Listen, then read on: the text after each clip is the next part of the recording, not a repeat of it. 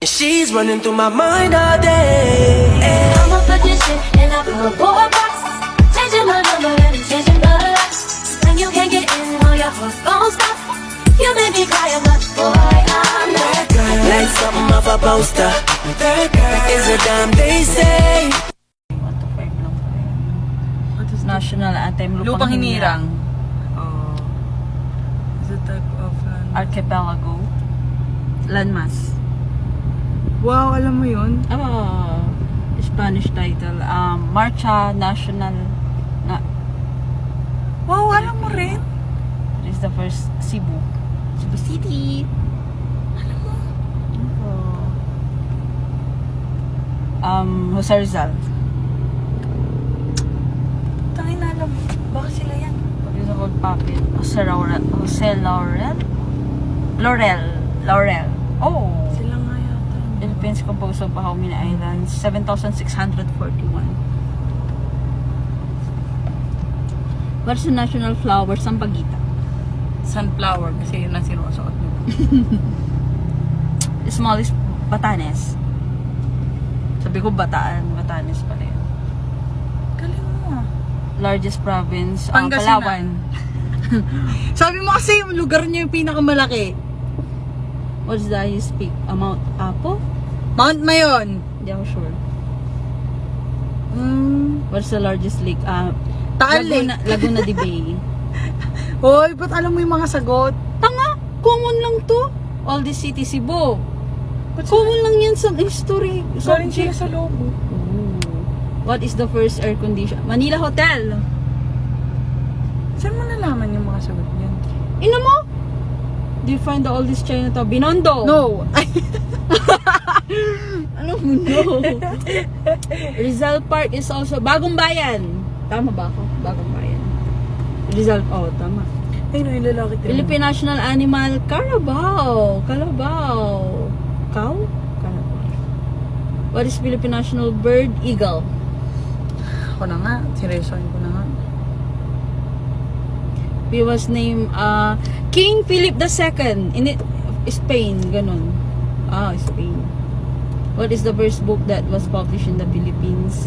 El Filibusterismo. Alam, Doktrina Kristiyana. When the Philippine flag is raised with the red war, may war. World War. May war. Yun.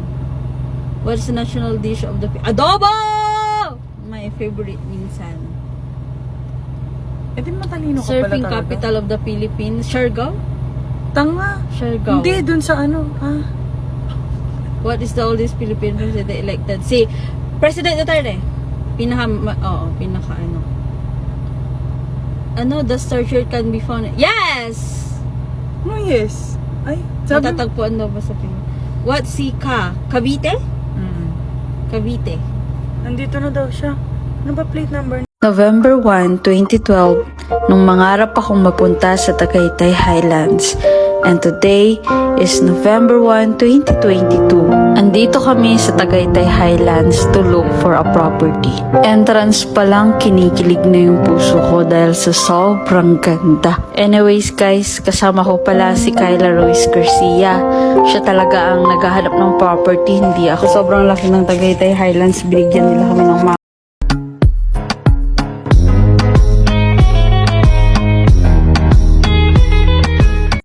Ayan dito. Dito ang magandang wedding venue. Tahimik. Tsaka kita ang Taal Lake. Pangatlong venue na to Wala naman tanawang Taal Lake. So bakit hanggang ngayon wala ka pa rin napipili? Nak, hayaan mo na yung kapatid mong makapamili ng wedding venue. Ito na nga. Hinaayahan na, di ba? Lagay ko muna yung mga gamit ko sa hotel room. Baka gusto mo idami na rin ang mga gamit ko. Sure ate, sure. Sandali. Ako na lang pala bahala sa mga gamit. Kasi 'di ba, maling pinagbibit-bit ng mga mabibigat ang mga buntis. Tama ba ako, Nay?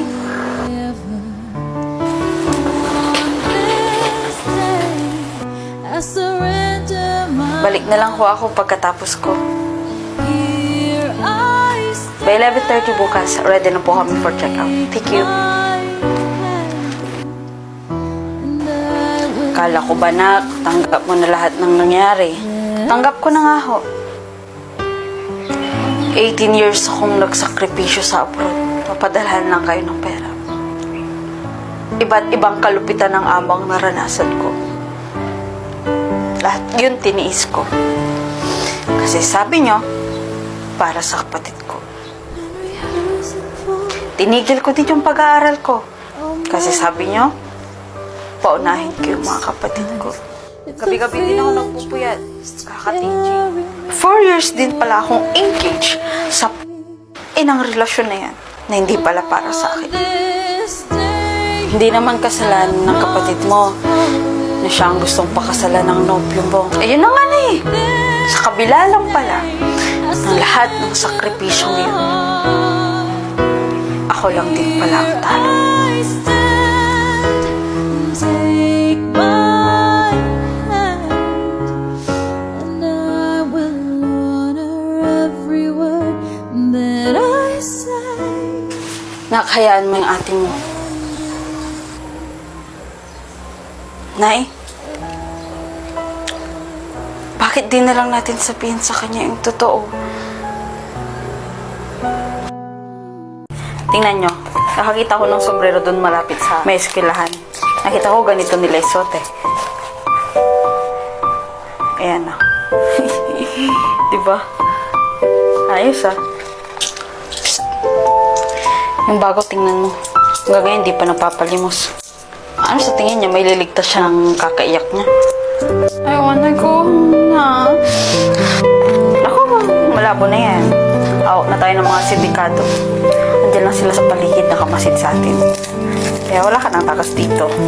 Ano yan? Patingin nga. Ganito yung suit ng kapitbahay namin nung kasagsagan na pinapalo ako ng nanay ko dahil nagnakaw ako ng biscuit sa tindahan nila. Magnanakaw ka pala eh. Eh paano? Gutom na ako ni. Wala naman akong makain sa bahay namin. Ayos to ah. Can we eat somewhere? Gutom na kasi ako eh. Ayun ako. Huwag mo kaming ma-English dito, Tisay. Pare-pareho tayong batang kali dito. Eto oh. Napulot ko yan dun sa tabi ng karinderya ng aling mataba na kay Sungi. Bungi naman. Excuse me. Pwede ba kayong umalis sa tinadaanan ko? Ang babako niyo pa naman. Tabi! Hoy! Tigil-tigilan mo yung kaibigan namin ah. Ikaw, kutusin kita. Tingnan mo ah. Ano? Hello, Dad. Nagsahod ka na ba sa TJ? Can we go to the mall na after the school?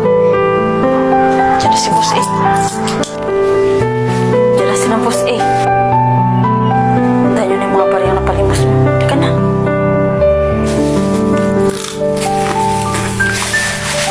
Hoy, Tisay. May nakita pala ako kanina. Ikaw ba itong nasa picture? Hinahanap ko nung lalaki kanina na kalbo may relong gold. Eh, hindi ko nga alam kung ano ibig sabihin ng missing na yan eh. Pero sabi niya, kapag may nakakita daw sa'yo, magbibigay daw siya ng 500,000. Eh, hindi ko naman sigurado kung kaano-ano mo yun eh. Yeah, that's me. Ikaw ba to? Si daddy ko yun. Asan sila? Andun sila sa may parke. Sabi nila di daw sila alis at pag di ka nakikita. Daddy! Ay, saan ka pupunta? Sama ko! Ay, sama ko!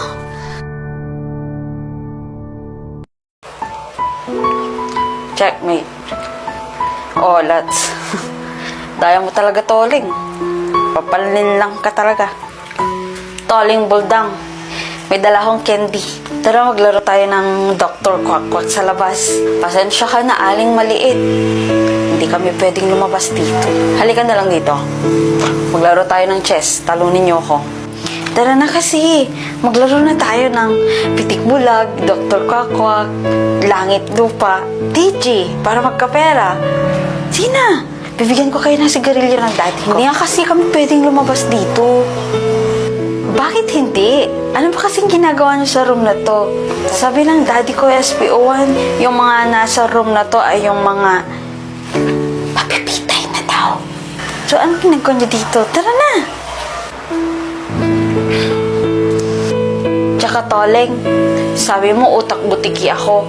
Alam mo ba, perfect ang score ko sa Pilipino. Ikaw naman, Buldang, sabi mo hindi ako matapang. Yung lapis ko, dinusok ko yung kamay ng kaklase ko. O siya, pagbibigyan ka naming maglaro sa isang kondisyon. Mag-aaral kang mabuti. Tuparin mo yung pangarap mong pagka-abogado. Intindihan mo? Sige po. Huwag na huwag kang kakapit sa patalim. Kahit na dumating yung oras na mangailangan ka. Okay? Sige po. Maglalaro na tayo. Ang tawag sa larong to ay tago-taguan. Pagbilang mo ng 10, saka mo kami hanapin. Siyempre, ikaw ang taya. Gets mo ba? Sige po. Sige na, punta ka na dun sa labas. Magbilang ka ng 10. Okay. 1, 2,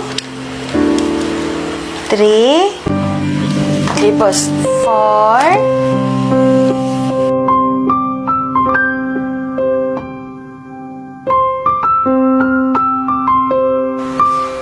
Sige po, boss.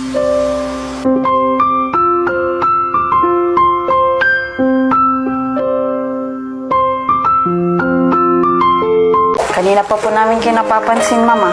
May nantay po ba kayo? Magsasara na ba? Na-curious lang po ako. Mula kasi nung umaga nakita ko na kayo dito. Mag-aalas 6 na ko ata ng gabi ngayon. Yung fiancé ko, sabi niya kasi susundin niya ako dito sa airport. Kaya inaantay ko siya. Eh, anong oras daw po ba kayo susunduin? Hindi ko din alam. Gaano po ba kayo kasigurado na susundin niya ako kayo? Hindi rin ako sigurado kung susundin niya ako. Saan niyo ba nakilala yung boyfriend niyo? At mukhang Indian ho ata kayo 10 years na kami magkarelasyon and 2 years kami naging best friend. Hindi na po bago sa amin yan dito sa airport. Yung iba pa nga po, dito natutuklasan na may iba palang asawa yung nahanap nilang jowa nila. Eh, yan ang malabo. Sa 10 years naming magkarelasyon hindi nabigo lahat ng mga pangako niya. Sa mga pangako niya, susunduin niya ako dito kaya alam ko tutuparin niya yan. Hindi ho ba mas nakakabuti na lang kung umuwi na lang po muna kayo? Kasi mukhang hindi naman po kayo sisiputin Naku! Galing pa akong Mindanao, wala na akong pagpabook ng ticket. Yung pera kasi namin nasa bangko niya Yung galing TG, bakit hindi po binigay yung pera niyo? Dapat po hindi po kayo nagtitiwala kapag hindi niyo po masyadong kakilala. Baka na lang kilala mo siya. Ito yung picture niya. Hoy! Hindi po pa tapos yung area mo. Baka mamaya pagalitan ka ni Bossing. Sino ba yan? Bakit? Eh, inaantay daw pala yung fiancé niya. Ito yung fiancé niya,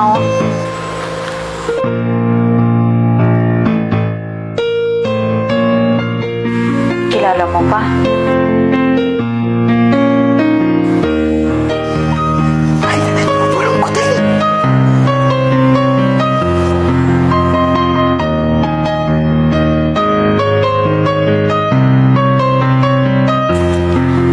Sige baka ando na siya. Sabihin mo, di ba't ako? Ikaw? Excuse me ho, ma'am.